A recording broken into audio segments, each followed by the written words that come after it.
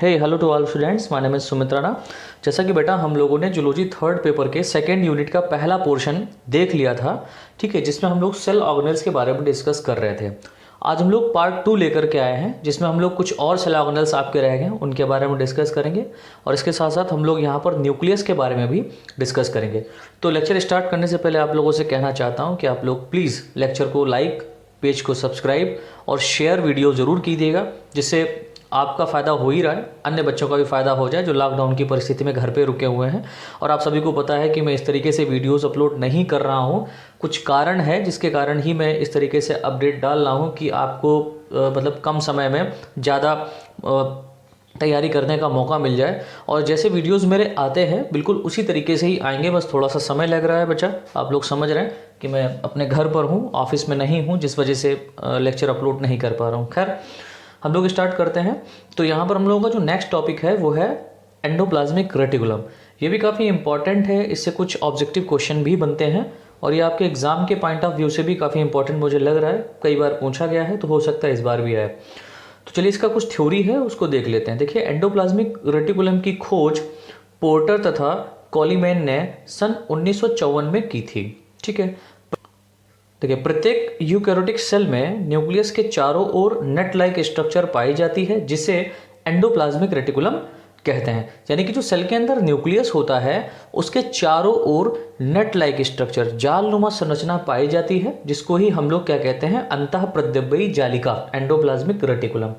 देखिए, नई लाइन से लिखा हुआ है, एंडोप्लाज्मिक रेटिकुलम सेल के साइटोप्लाज्म में डिवीजन करता है, जिससे सेल का साइटोप्लाज्म कई कंपार्टमेंट में, कई भागों में डिवाइड हो जाता है, जिस कारण इसे सेल का साइटोस्केलेटन कहते हैं। बहुत ही इंपॉर्टेंट है भाई, वो ऑब्जेक्टिव क्वेश्चन यहाँ पे बनता है, पूछा जाता है कोशिका का साइटोस्केलेटन किसे कहते हैं, तो एंडोप्लाज्मिक रेटिकुलम को। क्यों कहते हैं? क्योंकि देखिए, न्यूक्लियस के चारों ओर ये पाया जाता है, तो एक तरफ क्या होगा, ये न्यूक्लियस के न्यूक्लियर मेम्ब्रेन के द्वारा अटैच रहता है, और दूसरी तरफ क्या होता है कि यह सेल के सेल मेम्ब्रेन से, समझने का प्रयास करें कि जो सेल का सेल मेम्ब्रेन है और जो न्यूक्लियस का न्यूक्लियर मेम्ब्रेन है, इन दोनों में ही, इन दोनों के बीच में ही क्या होता है, एंडोप्लाज्मिक रेटिकुलम पाया जाता है और ये अटैच रहता है एक दूसरे से। ठीक है, जिस कारण क्या होता है, सेल के अंदर बहुत सारा विभाजन हो जाता है, बहुत सारा कंपार्टमेंट बन जाता है, जिससे ही यहाँ पर इसको डिवीजन कर देता है। अब जब डिवीजन कर देगा तो इसीलिए क्या हो गया, इसको सेल का साइटोस्केलेटन कह दिया। देखिए, हेडिंग यहाँ पर पड़ी हुई है, structure of endoplasmic reticulum. Endoplasmic reticulum की संरचना देखिए, इलेक्ट्रॉन माइक्रोस्कोप द्वारा देखने पर एंडोप्लाज्मिक रेटिकुलम साइटोप्लाज्म में ट्यूबुलर स्ट्रक्चर के रूप में फैली रहती है। यानी कि ये नलिकाकार रूपी संरचना के रूप में क्या होता है, यह साइटोप्लाज्म में फैला रहता है। एंडोप्लाज्मिक रेटिकुलम के size, shape, properties and different cell में पाए जाने के आधार पर यह 3 भाग में डिवाइड किया गया है। ठीक है, जिन्हें वेसिकल, सिस्टर्नी एंड ट्यूब्यूल्स कहते हैं। इसको भी 3 पार्ट में डिवाइड किया गया है, जिसको हम लोग वेसिकल, सिस्टर्नी और ट्यूब्यूल्स कहते हैं। देखिए, यहाँ पर कुछ पॉइंट इन्हीं के बारे में लिख दिया है, आप इजीली समझ सकते हैं, ये इंपॉर्टेंट नहीं लेकिन फिर भी देख लीजिए। वेसिकल 25 से 500 माइक्रोमीटर की स्फेरिकल या ओवल शेप संरचना होती है। Cisternae long, thin, flat, laminar structure होती है, जो कि 40 से 50 माइक्रोमीटर थिक तथा न्यूक्लियस के चारों ओर पाई जाती है। ठीक है, नई लाइन से देखिए, ट्यूब्यूल्स 50 से 100 माइक्रोमीटर मोटा यानी थिक इरेगुलर शेप का होता है। बड़ी है टाइप्स ऑफ एंडोप्लाज्मिक रेटिकुलम। ठीक है, प्रकार भी आपके ऑब्जेक्टिव नहीं बल्कि इस शॉर्ट में पूछा जाएगा। ठीक है, टाइप्स ऑफ एंडोप्लाज्मिक रेटिकुलम, या आ सकता है अंतःप्रद्रव्यी जालिका कितने प्रकार की होती है, एक्सप्लेन कीजिए। तो यहाँ पर लिखिएगा, एंडोप्लाज्मिक रेटिकुलम मुख्यतः 2 प्रकार की होती है, जिन्हें क्रमशः रफ यानी ग्रेन्युलर, रफ कहने का मतलब खुरदुरी, ग्रेन्युलर मतलब दानेदार, तथा स्मूथ या ए ग्रेन्युलर, स्मूथ या ए ग्रेन्युलर कहते हैं। अब देखिए, रफ एंडोप्लाज्मिक रेटिकुलम क्या होती है, ऐसा एंडोप्लाज्मिक रेटिकुलम जिसके ऊपर राइबोसोम पाए जाते हैं, जिस कारण इनकी सरफेस रफ हो जाती है, इसीलिए इन्हें रफ एंडोप्लाज्मिक रेटिकुलम कहते हैं। रफ एंडोप्लाज्मिक रेटिकुलम सिंथेसिस यानी प्रोटीन सिंथेसिस में पार्टिसिपेट करती है, यानी कि जो रफ एंडोप्लाज्मिक, यानी कि जहाँ पर राइबोसोम पाए जा रहे हैं, और राइबोसोम का मेन फंक्शन क्या होता है आपको पता है, राइबोसोम का मेन फंक्शन होता है प्रोटीन सिंथेसिस कराना। तो डेफिनेटली क्या होगा कि रफ एंडोप्लाज्मिक रेटिकुलम क्या होगा, प्रोटीन सिंथेसिस में भाग लेगा, सिंपल सी बात है। कहते हैं क्या लिखा, प्रोटीन सिंथेसिस में पार्टिसिपेट करती है। यह अत्यधिक रूप से लिवर सेल्स में पाई जाती है, यानी कि रफ एंडोप्लाज्मिक रेटिकुलम सबसे ज़्यादा मात्रा में कहाँ पर आपको मिलेगा, तो आप कहेंगे सर लिवर सेल। ये आपका क्या है, ऑब्जेक्टिव क्वेश्चन बन गया लिवर वाला। चलिए दूसरा है स्मूथ एंडोप्लाज्मिक रेटिकुलम। देखिए इसमें क्या कह रहा है, इस प्रकार के एंडोप्लाज्मिक रेटिकुलम के ऊपर राइबोसोम एब्सेंट होते हैं, इस कारण इसकी सरफेस स्मूथ रहती है। ठीक है ना, इस कारण इसकी सरफेस कैसी रहती है, स्मूथ रहती है।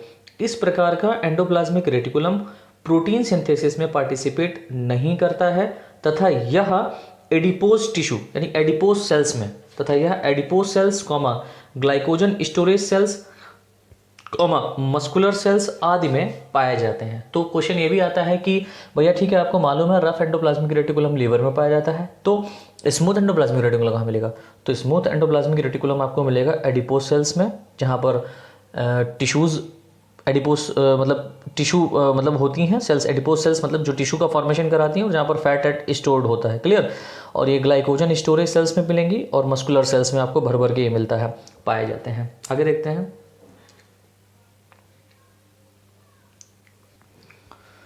देखिए enzyme associated with endoplasmic reticulum, ये ज़्यादा इंपॉर्टेंट नहीं है, लेकिन यहाँ पर मैंने लिखाया हुआ है क्लास में, तो आप लोग भी देख लीजिए। वैसे मैं अगर लेक्चर डालता तो ये इसको क्रॉप कर देता, सौभाग्य है कि मिल गया। देख लीजिए, एंडोप्लाज्मिक रेटिकुलम की मेम्ब्रेन में अनेक एंजाइम्स प्रेजेंट होते हैं जो सेल में मेटाबॉलिक एक्टिविटी को कराने के लिए इम्पोर्टेंस होते हैं।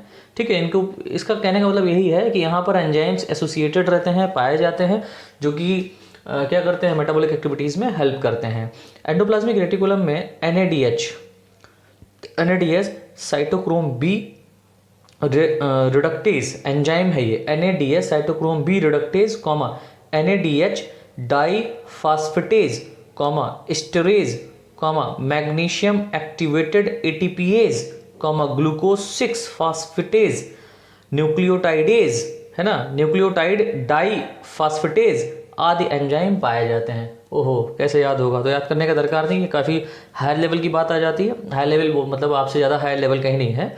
हाई लेवल के लिए मतलब MSc वगैरह आप जब करेंगे तो वहाँ, या तो आप नीट की प्रिपरेशन करें तो उसके लिए ये इंपॉर्टेंट है। ठीक है, फिलहाल है तो इम्पॉर्टेंट ही, तो उसको थोड़ा सा देख लीजिएगा, लेकिन आपके यूनिवर्सिटी एग्जाम से रिलेटेड नहीं है। फिलहाल फंक्शन ऑफ एंडोप्लाज्मिक रेटिकुलम ये इंपॉर्टेंट है। देखिए एंडोप्लाज्मिक रेटिकुलम का कार्य क्या होता है, बहुत ही सिंपल पॉइंट्स में यहाँ पर लिखा हुआ है, इजीली याद हो जाएगा। देखिए एंडोप्लाज्मिक रेटिकुलम के फंक्शन को मेनली 2 पार्ट में बांटा जा सकता है। हम इसके फंक्शन को याद करने के लिए इसको 2 पार्ट में पार्टिसिपेट कर सकते हैं। ए पार्ट हम लोग बोलते हैं जनरल फंक्शन, यानी कि जो इसके सामान्य फंक्शन होते हैं, सामान्य कार्य।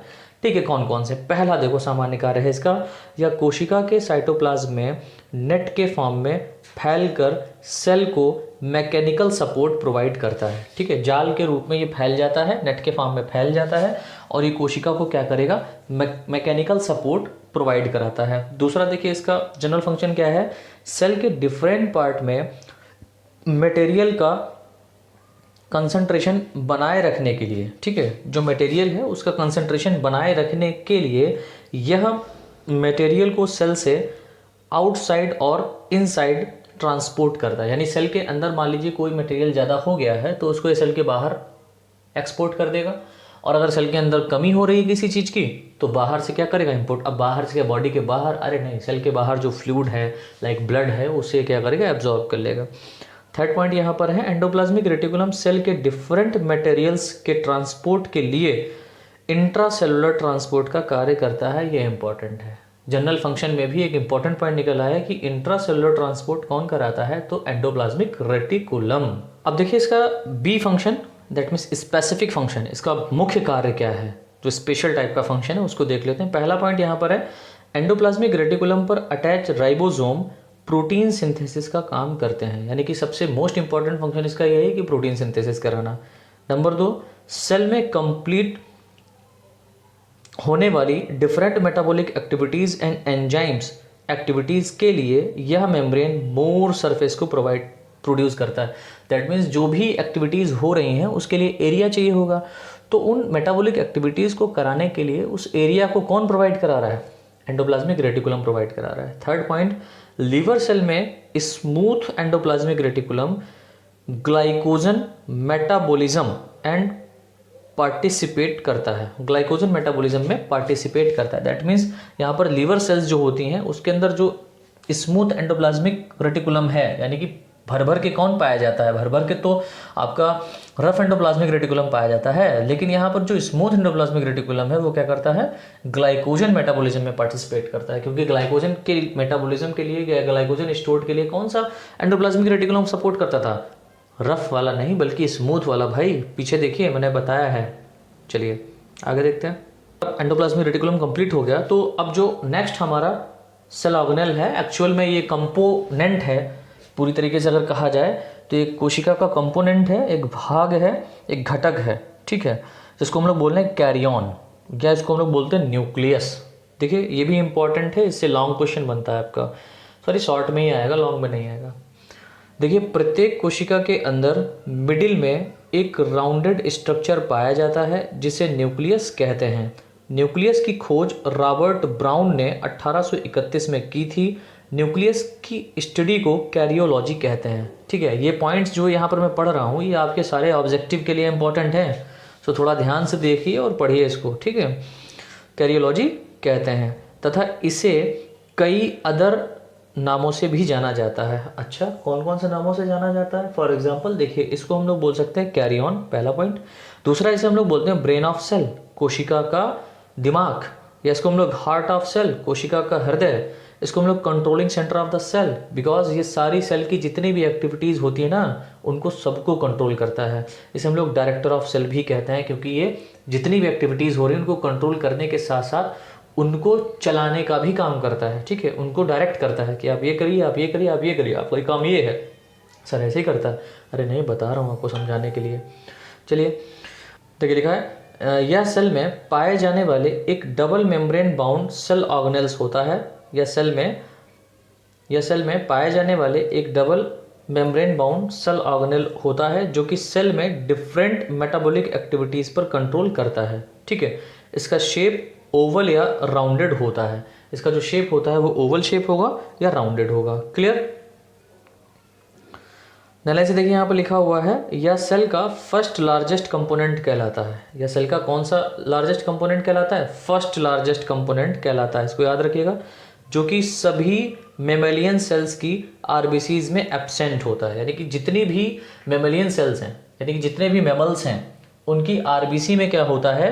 यह एब्सेंट होता है। कौन? न्यूक्लियस। आरबीसी की बात कर रहा हूं मैं, सेल की बात नहीं कर रहा, रेड ब्लड सेल्स की। ठीक है, रेड ब्लड कार्पोसेल्स में एब्सेंट होता है। लेकिन कैमल एंड लांबा, ये आपका एक्सेप्शन है, नीट के लिए भी इंपॉर्टेंट है, ऑब्जेक्टिव क्वेश्चन के लिए भी इंपॉर्टेंट है कि भैया जो कैरियन है, जो न्यूक्लियस है, वो कहाँ एब्सेंट होता है। तो आप कहेंगे सर जितने भी मैमल्स होते हैं उनकी आरबीसी में ये क्या होता है? एब्सेंट होता है। लेकिन एक्सेप्शन यहाँ पर ये दिया गया है कि जो न्यूक्लियस है वो किसकी आरबीसी में पाया जाता है? तो कैमल, ऊंट और लांबा, ऊंट और लांबा के आरबीसी में यह प्रेजेंट होता है। क्लियर? नलाइन से देखिए, अधिकांश कोशिका में मुख्य रूप से एक न्यूक्लियस पाया जाता है। ऐसी स्थिति को मोनोन्यूक्लिएट या यूनिन्यूक्लिएट कहते हैं। आपको मालूम है यूनिसेलुलर, दैट मीन्स एक कोशिकी, और उस कोशिका में एक केंद्रक है तो यूनिन्यूक्लिएट उसको कहेंगे। ठीक है, तो एक केंद्रक अगर है तो उसको मोनोन्यूक्लिएट या यूनिन्यूक्लिएट कहते हैं। यदि किसी कोशिका में दो या दो से अधिक न्यूक्लियस पाए जाते हैं तब इसे पॉलीन्यूक्लिएट कहते हैं। यानी बहुत सारे होगा ना तो पॉलीन्यूक्लिएट कहते हैं। जैसे देखिए, न्यूक्लियस के अंदर क्रोमेटिन फाइबर प्रेजेंट होते हैं जिसमें डीएनए के द्वारा अपने जेनेटिक इंफॉर्मेशन को पेरेंट सेल से डॉटर सेल में ट्रांसमिट करते हैं। यानी कि जितने भी सेल्स होती हैं इनके अंदर क्या पाया जाता है? क्रोमेटिन फाइबर पाया जाता है। इन क्रोमेटिन फाइबर में डीएनए प्रेजेंट रहता है और ये जो डीएनए होता है ये जेनेटिक इन्फॉर्मेशन को अपने अंदर कोड करके रखता है। आपको मालूम है, जेनेटिक्स में पढ़ा होगा इंटर में।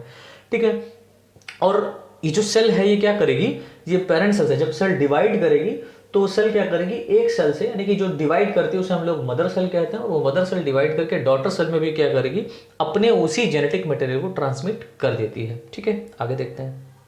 उसका देखते हैं स्ट्रक्चर ऑफ न्यूक्लियस। देखिए स्ट्रक्चर ऑफ न्यूक्लियस क्या कह रहा है। देखिए न्यूक्लियस में निम्नलिखित स्ट्रक्चर्स पाए जाते हैं। नंबर 1, सबसे बाहर की ओर इसका जो कवरिंग पाया जाता है जिसको हम लोग बोलते हैं न्यूक्लियर मेम्ब्रेन, और इसके अंदर एक और द्रव्य भरा रहता है जिसको हम लोग बोलते हैं न्यूक्लियोप्लाज्म। ठीक है, तो देखिए पहले हम लोग देखते हैं न्यूक्लियर मेम्ब्रेन।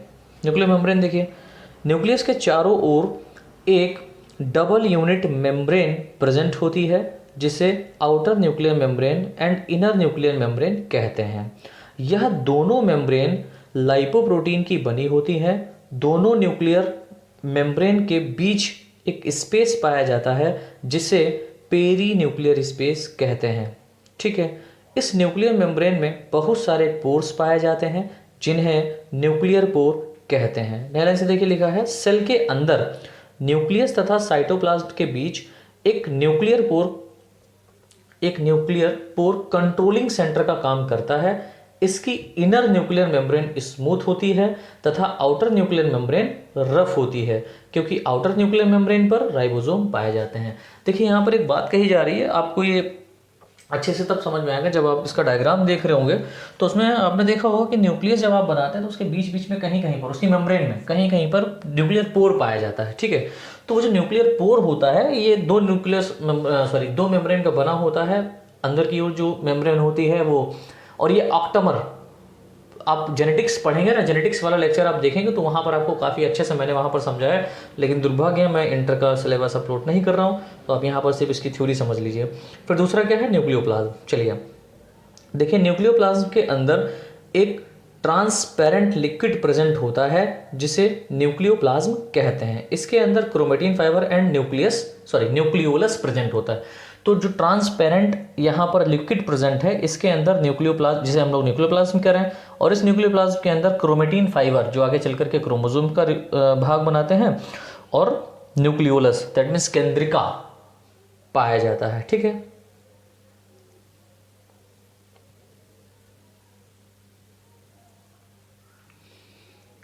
देखिए हम लोग क्रोमेटिन फाइबर की बात कर लेते हैं। क्रोमेटिन फाइबर देखिए, प्रत्येक न्यूक्लियस के अंदर एक नेट लाइक स्ट्रक्चर प्रेजेंट होता है जो काफ़ी थिन कॉमा थ्रेड लाइक होता है, जिन्हें क्रोमेटिन फाइबर कहते हैं। नए लाइन से देखिए यहाँ पर लिखा है, क्रोमेटिन शब्द का प्रयोग सर्वप्रथम फ्लेमिंग ने किया था। किसने किया था? फ्लेमिंग ने किया था, जिन्होंने बताया कि यह chromatin fibre chromomeres DNA plus RNA तथा हिस्टोन प्रोटीन और नॉन हिस्टोन प्रोटीन से मिलकर बने होते हैं। तो यहाँ पर आप ये पॉइंट याद रखिएगा कि भैया जो क्रोमेटिन होता है वो किसका बना होता है, तो आप कहेंगे सर क्रोमेटिन बना होता है किसका? क्रोमेटिन क्रोमोमेयर्स का, डीएनए प्लस आरएनए का, प्लस हिस्टोन और नॉन हिस्टोन प्रोटीन का, ठीक है, से मिलकर बनता है ये कौन? Chromatin fibre. किसका क्रोमेटिन फाइबर? यूकैरियोटिक सेल की बात यहाँ पर की है मैंने, प्रोकैरियोटिक की नहीं की है।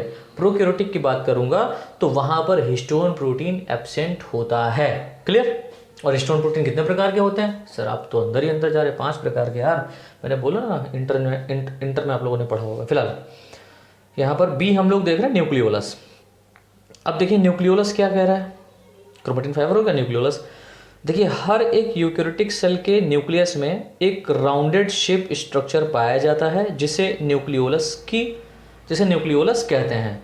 न्यूक्लियोलस की खोज सर्वप्रथम फॉन्टेना ने 1781 में की थी तथा इसे बॉमेन ने न्यूक्लियोलस नाम दिया था। एक बॉमेन, यार इसको खोजा किसने था? इसको खोजा था फॉन्टेना ने।